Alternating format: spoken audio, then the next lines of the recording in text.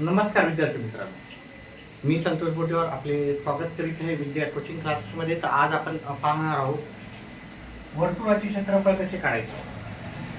त्यालाच इंग्लिशमध्ये आपण एरिया ऑफ सर्कल असंही संबोधतो. आता आपल्याला माहिती आहे वर्तुळ हा वर्तुळ आहे.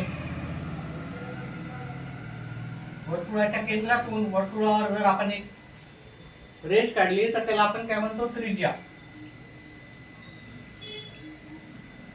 आणि वर्तुळाच्या केंद्रात समजा वर्तुळाचे दोन बिंदू एकमेकाला जोडतात आणि ते केंद्रातून जातो, त्याला काय म्हणतो आपण, व्यास. आणि जर दोन बिंदू एकमेकाला जोडत नसतील, ठीक आहे, वर्तुळाच्या केंद्रबिंदूतून जात नसेल, तर ही झाली त्याची जीवा झालेली आहे. तर वर्तुळाचे क्षेत्रफळ आपल्याला त्याच्यासाठी आपल्याला त्रिज्या लागते.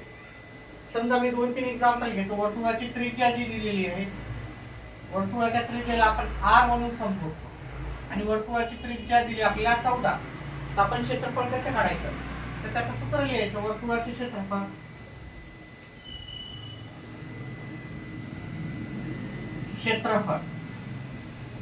बरोबर त्याचं सूत्र आहे पाय r वर्ग.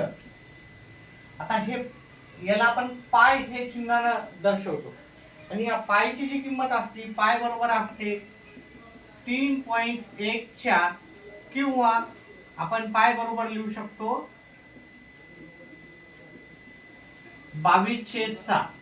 म्हणजे 22/7 म्हणजे 3.14. आपण 2 पॉईंट दशांशानंतर 2 अंक घेत राहतो. तर मग इथे पायची किंमत आहे, आपण 22/7 घेऊ. r म्हणजे 14 चा वर्ग, 22/7 गुणिले 14 गुणिले 14. 14 चा वर्ग म्हणजे 14 गुणिले 14. आता आपण काटाकाट करू. 7 × 7, 7 × 14. आता आपल्याला उरलं काय, 22 गुणिले 2 गुणिले 14. 22 गुणिले 2 गुणिले 14. 22 गुणिले 2 आपलं उत्तर येते 44 गुणिले 14. आता 44 गुणिले 14 आपण बाजूला करू. 44 गुणिले 14, 4 चौक 16, हातचा 1, 4 चौक 16 आणि 1 17. आणि हे 1 न गुणाकार केल्यामुळे जशाला तसं येणार. काल आपलं 616 उत्तर आलेलं आहे. म्हणजे जर वर्तुळाची त्रिज्या 14 असेल तर त्याचे क्षेत्रफळ आपल्याला 616. त्याप्रमाणे मी तुम्हाला एक प्रश्न देतो. वर्तुळाची त्रिज्या 21 असेल, त्रिज्या r बरोबर 21 असेल, तर त्याचं क्षेत्रफळ मला काढून तुम्ही कमेंट बॉक्स मध्ये टाकायचं. व्हिडिओ आवडल्यास व्हिडिओला लाईक करा, चॅनेलला सबस्क्राईब करा, आपला व्हिडिओ जास्तीत जास्त आपल्या मित्रांपर्यंत शेअर करा. व्हिडिओ पाहिल्याबद्दल धन्यवाद.